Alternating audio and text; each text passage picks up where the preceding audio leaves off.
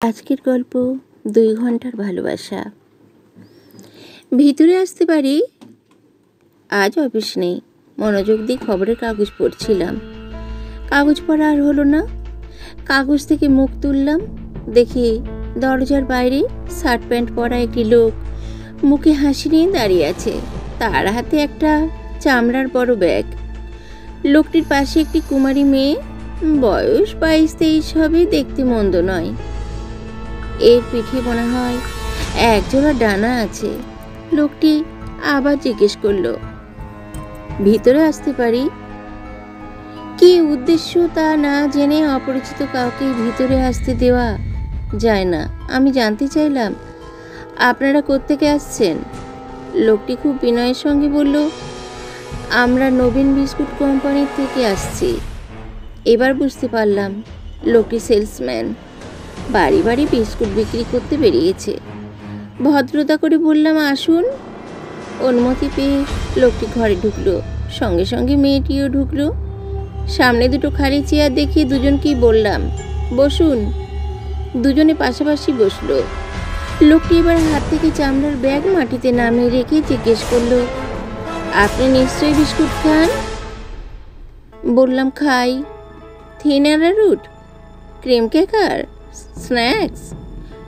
Thin arrowroot. কোন কোম্পানির? নাম বললাম। কেমন লাগে? ভালো। আমাদেরটা একবার খেয়ে দেখুন, আমার ধারণা খুব ভালো লাগবে, বলে লোকটি ব্যাগের ভিতর থেকে একটা থিন অ্যারারুট বিস্কুট বের করে আমার হাতে তুলে দিল। আমি বিস্কুটটা খেলাম, খেয়ে ভালো লাগলো। বললাম, বাহ, বেশ ভালো খেতে। প্যাকেট কত করে? লোকটি হেসে বলল, আমাদের 200 গ্রামের প্যাকেট। প্রতি প্যাকেটের মাত্র 5.5 টাকা। আমরা প্রতি প্যাকেটের সঙ্গে একটা গিফট দিচ্ছি। গিফটের কথা শুনে উৎসুক হয়ে উঠলাম। জিজ্ঞেস করলাম, কি গিফট? লোকটি মেয়েটির মুখের দিকে তাকিয়ে বলল, আপনি এর গালে একটা চুমু খেতে পারেন। কথাটা শুনে চমকে উঠলাম। সত্যি? সত্যি। যদি দুটো নিই? তাহলে 2টো চুমু। আর যদি 10 প্যাকেট নেন তাহলে এর সঙ্গে 2 ঘন্টা সময় কাটাতে পারবেন। আপনার একটা অদ্ভুত অভিজ্ঞতা হবে। কীরকম? আমাদের কোম্পানির বিস্কুট খেলে যেমন একটা আশ্চর্য রকমের অনুভূতি হয়, ঠিক সেই রকম অনুভূতি হবে। আমি রীতিমতো অস্থির হয়ে পড়লাম। বললাম, আপনি আমায় 10 প্যাকেট বিস্কুট দিন। লোকটি ব্যাগ থেকে আমায় গুনে গুনে 10 প্যাকেট বিস্কুট দিল। আমিও সঙ্গে সঙ্গে দাম মিটিয়ে দিলাম। লোকটি টাকা পকেটে পুরে ব্যাগ হাতে নিয়ে উঠে দাঁড়ালো। দাঁড়িয়ে বলল, এখন বেলা 10টা, আমি 12টার সময় আপনি ওকে ছেড়ে দেবেন। আচ্ছা। লোকটি চলে গেল। আমি মেয়েটিকে জিজ্ঞেস করলাম, তোমার নাম? টিনা। তোমাকে রোজ এ কাজে বেরোতে হয়? হ্যাঁ। ভালো লাগে? খুব। কেন? রোজ কত লোকের সঙ্গ পাই, আমার ভীষণ ভালো লাগে। এই সময় টিনার হাত দুটোর দিকে আমার চোখ পড়ল। ফর্সা, সুন্দর, গোল হাত। ইচ্ছে হলো ওই হাত দুটো নিজের হাতের মুঠোয় নিয়ে আসি, কিন্তু বাড়িতে এসব সম্ভব নয়। পাশের ঘরে মা ক্যান্সারে কষ্ট পাচ্ছে। দিদি রান্নাঘরে ম্লান মুখে তরকারি কুটছে। ছোট বোন স্নানঘরে ঢুকে স্নান করছে। একটু পরে দিদি কিংবা বোন আমার ঘরে ঢুকবে। ঢুকে আমাকে টিনার হাত ধরে বসে থাকতে দেখলে বিব্রত হবে, আমিও লজ্জায় পড়ে যাব। না, বাড়িতে টিনাকে নিয়ে বসে থাকা যাবে না। টিনাকে যদি ভালোবাসতে হয় তাহলে বাইরে বেরিয়ে পড়া দরকার। তবে তার আগে টিনার মতটা জানা চাই। আমি জিজ্ঞেস করলাম, তুমি কি বাড়িতে থাকতে চাও নাকি? টিনা হেসে বলল, আপনি যা বলবেন। তাহলে চলো বাইরে যাই। চলুন। আমি সঙ্গে সঙ্গে জামা প্যান্ট পরে তৈরি হয়ে নিলাম। মা কোনো রকম কষ্ট করে জিজ্ঞেস করলো, কোথায় যাচ্ছিস? উত্তরে মিথ্যে কথা বললাম, একটা কাজে। দিদি রান্নাঘর থেকে বেরিয়ে এসে জিজ্ঞেস করলো, কখন ফিরবি? বললাম একটু পরে। ছোট বোন স্নানঘরে ছিল, সে কোনো প্রশ্ন করলো না। আমি টিনাকে নিয়ে বেরিয়ে পড়লাম। রাস্তায় পা দিয়ে বাড়ির কথা ভুলে গেলাম। টিনার কাঁধ থেকে টিনার ফর্সা হাত ঝুলছিল। আমি নিজেকে সামলাতে পারলাম না। টিনার বাঁ হাত আমার ডান হাতের মুঠোয় ধরলাম। কি নরম তুলতুলে হাত! আমার ভীষণ ভালো লাগলো। আমার শরীর যেন হালকা হয়ে গেল। মনে হলো মাটিতে আমার পা নেই। মনে হলো আমার পিঠে দুটো ডানা গজিয়েছে। ইচ্ছে করলেই আমি এখন যেখানে খুশি উড়ে যেতে পারি। টিনা জিজ্ঞেস করলো, কোথায় যাবেন? উত্তরে আমি বললাম, কোথায় যাওয়া যায়? কাছে একটা পার্ক আছে, সেখানে চলুন গিয়ে বসি। ওই পার্কে তো প্রায়ই যাই, একা একা বসে থাকি। তার চেয়ে বরং কথাটা শেষ না করে একটা ভালো জায়গার কথা ভাবতে লাগলাম। ভাবতে ভাবতে হঠাৎ বলে উঠলাম, পেয়েছি। টিনা অবাক হয়ে জানতে চাইল, কি পেয়েছেন? একটু থেমে জিজ্ঞেস করলাম, তোমার ডানা আছে? টিনা আমার প্রশ্ন বুঝতে পারল না। বিস্মিত হয়ে বলল, ডানা? হ্যাঁ, ডানা। মানুষের আবার ডানা থাকে নাকি? থাকে, অনেক মেয়ের থাকে। তোমাকে দেখে মনে হয়েছিল তোমার ডানা আছে। এখন আমার সব গোলমাল হয়ে গেল। কেন? তোমার যদি ডানা থাকতো তাহলে তোমার পিঠে চেপে উঠতে উঠতে কোনো পাহাড়ে চলে যেতাম, কিংবা কোনো সমুদ্রের ধারে, কিংবা... আপনার কলকাতা ভালো লাগে না? না, আমি যদি কোনোদিন বিয়ে করি তাহলে বিয়ের পর কলকাতা ছেড়ে চলে যাব। কোথায়? যেখানে খুশি। এ কথার পর টিনা আর কিছু বলল না। আমিও আর কিছু বললাম না। টিনার হাত ধরে হাঁটতে লাগলাম। হাঁটতে হাঁটতে সারি সারি ঝুপড়ি, ক্ষেত, না পাওয়া মানুষ, ভাঙাচোরা রাস্তা, আবর্জনার স্তূপ, লোমোটা কুকুর, বিকল ট্যাক্সি, কেরোসিনের জন্য লাইন, উদাসীন কনস্টেবল পেরিয়ে গেলাম। রাস্তার দুধারে প্লাস্টার খসা ম্লান বাড়ি। বাড়ির দেওয়ালে ভুল বানান লেখা নানা স্লোগান, নানা নাম, নানা অভিযোগ, নানা মিথ্যে প্রতিশ্রুতি। হাঁটতে হাঁটতে চির চেনা পার্ক পড়ল। টিনা বলল, আর পারছি না, একটু বসা যাক। আমি কি করব? টিনার ডানা নেই। অতএব টিনাকে নিয়ে পার্কের ভিতরে ঢুকলাম। একটা বড় বকুল গাছের নিচে একটা বেঞ্চি খালি। আমরা বেঞ্চিতে গিয়ে পাশাপাশি বসলাম। বসে তেমন ভালো কথা খুঁজে না পেয়ে জিজ্ঞেস করলাম, তোমার বাড়িতে কে কে আছে? বাবা, মা আর ছোট ভাই। বাবা কি করেন? বছরখানেক হলো বাবা চাকরি থেকে অবসর নিয়েছেন। ভাই? ভাই কলেজে পড়ে। তোমার আইতে সংসার চলে? অনেকটা। অনেকটা কেন? আমার আয় ছাড়াও বাবার আয় আছে। কিসের আয়? বাবা মানে মাসে কি পেনশন পান? ওহো, বলে একটু থেমে জিজ্ঞেস করলাম, তুমি কাউকে ভালোবাসো? না। কেন? আমারও তো সময় নেই। আমার ভালোবাসার সময় মাত্র 2 ঘন্টার। আমি এই কথার পর আর কথা খুঁজে পেলাম না। টিনার মতো আমারও কাউকে ভালোবাসার সময় নেই। সংসারে আমার নানা সমস্যা। মা ক্যান্সারের রোগী, বেশি দিন হয়তো আর বাঁচবে না। তাই বলে ডাক্তার খরচা, ওষুধ খরচা বন্ধ হয়নি। দিদির যথাসময়ে বিয়ে হয়েছিল, কিন্তু স্বামীর সঙ্গে বনিবনা না হওয়ায় বর ছেড়ে চলে এসেছে। কার দোষ তা জানি না, তবে জামাইবাবু লোকটি মনে হয় বিশেষ সুবিধের নয়। 3 বছর হয়ে গেল, দিদিও যাবার নাম করে না, জামাইবাবুও নিতে আসে না। তাই দিদির খরচাও আমাকেই টানতে হয়। আর ছোট বোনের বিয়ে হয়নি এখনো। একটা ভালো পাত্রের জন্য হন্যে হয়ে ঘুরে বেড়াচ্ছি। অনেকে দেখেও গেছে, বোনের গায়ের রং কালো বলে কারো পছন্দ হয় না। এখন বোন যদি কাউকে ভালোবেসে বিয়ে করে, আমি নিশ্চিত যতদিন বোনের বিয়ে না হচ্ছে ততদিন বোনের যাবতীয় দায় দায়িত্ব সব আমার। 7 বছর আগে বাবা মারা গেছেন। তারপর থেকে সংসারের বোঝা আমাকেই বহন করতে হচ্ছে। আর পাচ্ছি না, মাঝে মাঝে মনে হয় সব ছেড়ে ছুড়ে কোথাও চলে যায়। টিনা আমার চিন্তিত মুখে দিয়ে তাকিয়ে জিজ্ঞেস করলো, কি ভাবছেন?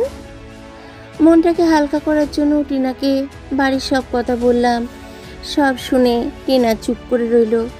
আমি বললাম, তোমায় একটা অনুরোধ করব। কি বলুন? আমায় একটু ভালোবাসবে? আগেই তো বললাম কাউকে ভালোবাসার সময় আমার নেই, তা জানি। তবু যদি চেষ্টা করো মাঝে মাঝে কাজের ফাঁকে একটু করে সময় বের করতে, তাহলে খুব ভালো হতো। তোমার সঙ্গে কোথাও গিয়ে বসতে পারতাম, দুটো গল্প করতে পারতাম। সম্ভব নয়। আমি তোমার বিয়ে করব। বিয়ে? টিনা চমকে উঠল। হ্যাঁ বলে খুব আগ্রহের সঙ্গে টিনার মুখের দিকে তাকিয়ে রইলাম। টিনা নিমরাজি হয়ে বলল, কিন্তু ভাই যতদিন না চাকরি পাচ্ছে ততদিন। আমি ততদিন অপেক্ষা করব? টিনা এবার হেসে উঠল, বলল, অপেক্ষা? আপনার আগে আরও দুজন ঠিক এ কথাই বলেছিল, কিন্তু কেউ 6 মাসের বেশি অপেক্ষা করেনি। আমাকে বিশ্বাস করো, আমি ঠিক অপেক্ষা করব। উত্তরে টিনা কিছু বলল না। নিজের হাতঘড়ির দিকে তাকিয়ে জানালো 1 ঘন্টা হয়ে গেছে। আপনি কিন্তু আর 1 ঘন্টা আমাকে পাবেন। কথাটা শুনে একটা ধাক্কা খেলাম। মনে পড়ল 10 প্যাকেট নবীন বিস্কুট কিনেছি 2 ঘন্টার জন্য, টিনাকে উপহার হিসেবে পেয়েছি। 1 ঘন্টা কেটে গেছে, আর 1 ঘন্টা আছে। তারপর টিনার সঙ্গে আর আমার কোনো সম্বন্ধ থাকবে না। টিনা তার অফিসে চলে যাবে, আমি ফিরে বাড়িতে চলে যাব। আবার চোখের সামনে দেখব মা ক্যান্সারে একটু একটু করে মারা যাচ্ছে। মুখে একটু হাসি নেই, চারিদিকে একদম বন্ধ করা পরিবেশ। আমার কিছু করার নেই, এই অসহ্য পরিবেশের মধ্যে কোনো রকমে মুখ বুজে আমায় পড়ে থাকতে হবে। আমি কোথাও কোনো দিন এদের ছেড়ে চলে যেতে পারবো না। অথচ প্রতি মুহূর্তে এই বাড়ি ছেড়ে অনেক দূরে চলে যেতে ইচ্ছে করে। নিজেকে এই মুহূর্তে ভীষণ অসহায় মনে হলো আমার পাশে কেউ নেই। আমার আর বসে থাকতে ইচ্ছে হলো না। মনে হলো এখনই কোথাও চলে যাই। আমি উঠে দাঁড়ালাম। টিনা জিজ্ঞেস করলো, উঠলেন কেন?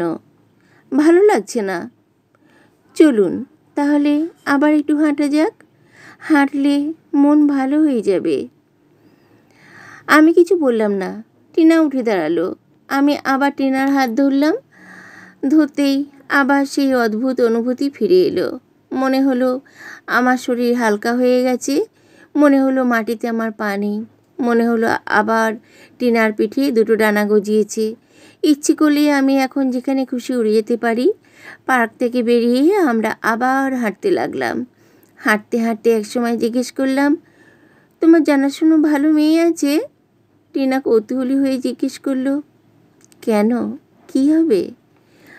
আমায় একটু ভালোবাসবে? কীরকম দেখতে হবে? ফর্সা রং, লাল ঠোঁট, টানা টানা চোখ, সরু কোমর, লম্বা পা, আর আর কি? আর পিঠে যেন দুটো ডানা থাকে। আমি যেন তার পিঠে উঠে যেখানে খুশি যেতে পারি। টিনা আমার কথা শুনে হি হি করে হাসতে লাগলো। আমি রাগের ভান করে বললাম, হাসছো কেন? টিনা বলল, হাসবো না? একটু আগেই আপনি আমার জন্যে প্রায় সারা জীবন অপেক্ষা করতে রাজি ছিলেন, অথচ কয়েক মুহূর্ত যেতে না যেতেই আপনি আর আমাকে চাইছেন না। আপনি এখন অন্য মেয়ের কথা ভাবছেন। কি করব, তোমার যে ডানা নেই। ডানা কারও থাকে না। এ কথা শুনে প্রতিবাদ করে বললাম, নিশ্চয়ই থাকে। টিনা কোনো তর্কে গেল না। আমিও আর কিছু বললাম না। আমরা নিঃশব্দে হাঁটতে লাগলাম।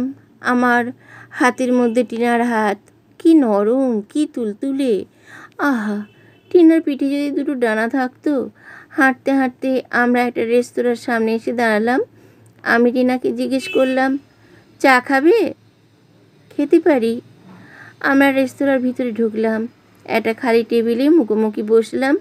বেয়ারা এসে জিজ্ঞেস করলো, কি খাবেন? বললাম, দুটো চা আর। টিনা বলল, আর কিছু না? কেন, একটা অমলেট খাও না? একটা কেক? না। আমি আর অনুরোধ করলাম না। বেয়ারার মুখের দিকে তাকিয়ে বললাম, তাহলে শুধু 2 কাপ চা দাও। 5 মিনিটের মধ্যে বেয়ারা 2 কাপ চা নিয়ে এলো। আমি চা খেতে খেতে জিজ্ঞেস করলাম, তোমার সঙ্গে আর কি দেখা হবে? আপাতত নয়। কেন? কাল দুর্গাপুর যাব, তারপর আসানসোল, তারপর বর্ধমান, তারপর বহরমপুর। তারপর ওসব জায়গায় গিয়ে কী করবে? আপনার সঙ্গে এতক্ষণ যা করলাম তাই করব। আবার কবে কলকাতায় ফিরবে ঠিক নেই। তোমার সঙ্গে তাহলে আর দেখা হবে না? সম্ভাবনা খুব কম। আর দেখা হয়েই বা কী হবে? কেন? আমার তো জানা নেই। তাহলে এই শেষ হয়তো। বলেই টিনা হাত ঘড়ির দিকে তাকিয়ে উঠে দাঁড়ালো। বলল, চললাম, 12টা বাজে। আমি উত্তরে কিছু একটা বলতে চাইলাম, কিন্তু কথাটা বলার আগেই টিনা দ্রুত পায়ে রেস্তোরাঁ থেকে বেরিয়ে গেল। আমার দিকে একবার ফিরেও তাকালো না। আমি বিস্ময়ে স্তব্ধ হয়ে কিছুক্ষণ বসে রইলাম। টিনা এত সহজে আমাকে ছেড়ে চলে যেতে পারলো। আমার জন্য ওর একটু কষ্ট হলো না। হতে পারে এটা 2 ঘন্টার ভালোবাসা, কিন্তু তাই বলে এর কোনো দাম নেই। যাবার আগে আমার দিকে একবার ফিরে তাকানোর প্রয়োজন বোধ করলো না। একটা দীর্ঘশ্বাস ফেলে উঠে দাঁড়ালাম। চায়ের দাম মিটিয়ে গিয়ে বাড়ি ফিরে গেলাম। বাড়িতে ঢুকতে দিদি বলল, মার শরীরটা আজ একদম ভালো নেই রে। ছোট বোন বলল, মা খুব কষ্ট পাচ্ছে। আমি জিজ্ঞেস করলাম, তোদের খাওয়া দাওয়া হয়ে গেছে? দিদি বলল, না। ছোট বোন বলল, তোর জন্যই বসে আছি। আমি তাড়াতাড়ি জামা প্যান্ট ছেড়ে স্নান করে খেতে বসলাম। সঙ্গে দিদি, ছোট বোন বসলো। খেতে খেতে আমরা কেউ একটাও কথা বললাম না। মা যন্ত্রণায় ছটফট করছিল। আমি দিদিকে জিজ্ঞেস করলাম, ওষুধটা দিয়েছিস? দিদি বলল, হ্যাঁ। তাহলে এখনই সব ঠিক হয়ে যাবে। সত্যি তাই হলো। একটু পরই মার যন্ত্রণা কমে গেল। মা আস্তে আস্তে ঘুমিয়ে পড়ল। কিন্তু এই ঘুম কতক্ষণ? 3-4 ঘন্টা পরে মার ঘুম আবার ভেঙে যাবে। আবার যন্ত্রণায় কষ্ট পেতে থাকবে। দিদি মার মাথায় হাত বুলিয়ে দিচ্ছিল। দিদির সারা মুখে দুশ্চিন্তার ছাপ। দিদিকে আজকাল আর হাসতে দেখি না। দিদির মুখে শেষ কবে হাসি দেখেছি তার মনে পড়ে না। ছোট বোন মার পায়ে হাত বুলিয়ে দিচ্ছিল। তার মুখটা ভীষণ শুকনো। এই সময় ঘরের বাইরে এক অচেনা পুরুষের গলা শুনতে পেলাম। ভিতরে কেউ আছেন? আমি মার হাত নামিয়ে রেখে বাইরে এলাম। আসতেই দেখি একটি লোক, একটি অপূর্ব সুন্দরী মেয়ে দাঁড়িয়ে আছে। লোকটির হাতে একটা চামড়ার বড় ব্যাগ। মেয়েটির হাতে কিছু নেই। একে দেখলে মনে হয় এর পিঠে নিশ্চয়ই একজোড়া ডানা আছে। না থেকে যায় না। লোকটির মুখের দিকে তাকিয়ে জিজ্ঞেস করলাম, কি চাই? উত্তরে লোকটি হেসে জানতে চাইল, আপনি নিশ্চয়ই চানাচুর খেতে ভালোবাসেন। বাসি। আমাদের কোম্পানির একটা নতুন ধরনের চানাচুর বাজারে ছেড়েছে। এই চানাচুরের নাম খোকা চানাচুর। এই চানাচুর আসল ঘি ভাজা। এই চানাচুর চিবোতে হয় না, মুখে দিলেই মিলিয়ে যায়। 200 গ্রাম প্যাকেটের দাম 6 টাকা। প্রতি প্যাকেটের সঙ্গে আমরা একটা স্টেনলেস স্টিলের চামচ গিফট দিচ্ছি। 2 প্যাকেট নিলে একটা স্টেনলেস স্টিলের চামচ গিফট পাবেন। 3 প্যাকেট নিলে আপনি এই সুন্দরী তরুণীর গালে গিফট হিসেবে একটা চুমু খেতে পারবেন। 6টা নিলে 2টো চুমু খেতে পারবেন। আর 20টা নিলে? আমি অধীর আগ্রহে জিজ্ঞেস করলাম, বলুন 20টা নিলে কি হবে? লোকটি হেসে বলল, 20টা নিলে আপনি 2 ঘন্টায় এই অপূর্ব সুন্দরী নারীর সঙ্গ পাবেন। এই সুন্দরীর জন্য 20 প্যাকেট কেন, 200 প্যাকেট চানাচুর কেনা যায়। আমি বললাম, আপনি আমায় 20 প্যাকেট চানাচুর দিন। লোকটি ব্যাগ থেকে 20 প্যাকেট চানাচুর বের করে আমার হাতে তুলে দিল। আমি প্যাকেটগুলো টেবিলের উপর নামিয়ে রেখে দাম মিটিয়ে দিলাম। লোকটি এবার মেয়েটিকে উদ্দেশ্য করে বলল, তুমি তাহলে 2 ঘন্টা পরে অফিসে চলে এসো, 1 মুহূর্ত দেরি করো না। আমি জানতে চাইলাম, আপনাদের অফিস কোথায়? টালিগঞ্জে। বলেই লোকটি আর দাঁড়ালো না, চলে গেল। আমি মেয়েটিকে তখন নিজের ঘরে এনে বসালাম। বসিয়ে জামা প্যান্ট পরে মার কাছে গেলাম। মার এখন কথা বলার ক্ষমতা নেই। মা আমার দিকে ম্লান চোখে তাকিয়ে রইল। দিদিকে বললাম, আমি একটু বেরোচ্ছি। দিদি চিন্তিত মুখে জিজ্ঞেস করলো, কোথায় যাচ্ছিস? উত্তরে মিথ্যে কথা বললাম, একটা জরুরি কাজে। 2 ঘন্টা পরে ফিরবো, কিছু ভাবিস না। ছোট বোন অভিযোগের সুরে বলল, তোর কি না গেলে চলবে না? বললাম না। এরপর এই মন খারাপ করা বিষণ্ণ পরিবেশে সময় নষ্ট না করে মেয়েটিকে নিয়ে বেরিয়ে পড়লাম। রাস্তায় পা দিয়ে জিজ্ঞেস করলাম, তোমার নাম কি? মেয়েটি বলল, টিনা। টিনা? আমি চমকে উঠলাম। মেয়েদের কি আজকাল টিনা ছাড়া নাম হচ্ছে না? সকালে একজন টিনা এসেছিল, এবেলাতেও আর একজন টিনা। কি ব্যাপার? চারিদিকে এত টিনা কেন? তবে এই টিনার তুলনা নেই। হাঁটতে হাঁটতে আমি এক সময় টিনার হাত ধরলাম। সকালবেলার টিনার মতোই এর হাতও বেশ নরম তুলতুলে। আমার ভীষণ ভালো লাগলো। আমার শরীর হালকা হয়ে গেল। মনে হলো মাটিতে আমার পা নেই। মনে হলো আমার পিঠে 2টো ডানা গজিয়েছে। ইচ্ছে করলে আমি এখন যেখানে খুশি উড়ে যেতে পারি। আমি জিজ্ঞেস করলাম, তোমার ডানা আছে? টিনা আমাকে চমকে দিয়ে অনায়াস ভঙ্গিতে বলল, আছে। আমি উৎকীর্ণ হয়ে জিজ্ঞেস করলাম, তুমি আমার যেখানে খুশি উড়িয়ে নিয়ে যেতে পারো? টিনা হাসতে হাসতে বলল, পারি। আপনি কোথায় যেতে চান? এই শহর ছাড়িয়ে অনেক দূরে, কোনো পাহাড়ে কিংবা কোনো সমুদ্রের ধারে। আপনি এখনই যাবেন? এই প্রশ্নের উত্তরে আমার মুখ দিয়ে কথা বেরোলো না। মা, দিদি ও বোনের মুখ মনে পড়ে গেল। মনে পড়ে গেল মার যন্ত্রণাক্লিষ্ট মুখ। মনে পড়ে গেল দিদি ও বোন ম্লান মুখে মার পাশে বসে আছে, আমার জন্য অপেক্ষা করছে। এদের এই অবস্থায় রেখে কি করে এখনই পাহাড়ে যাব, সমুদ্রের ধারে যাব? টিনা আবার জানতে চাইল, চুপ করে আছেন কেন? বলুন, এখনই যাবেন? আমি দীর্ঘশ্বাস ফেলে বললাম, না, আমি এখন বাড়ি যাব। গল্পটি এখানেই সমাপ্ত হলো। গল্প ভালো লাগলে অবশ্যই কমেন্টস করে জানাবেন, আর প্লিজ লাইক করে দেবেন। প্রত্যেকে লাইক করবেন। আজ আসি, নমস্কার।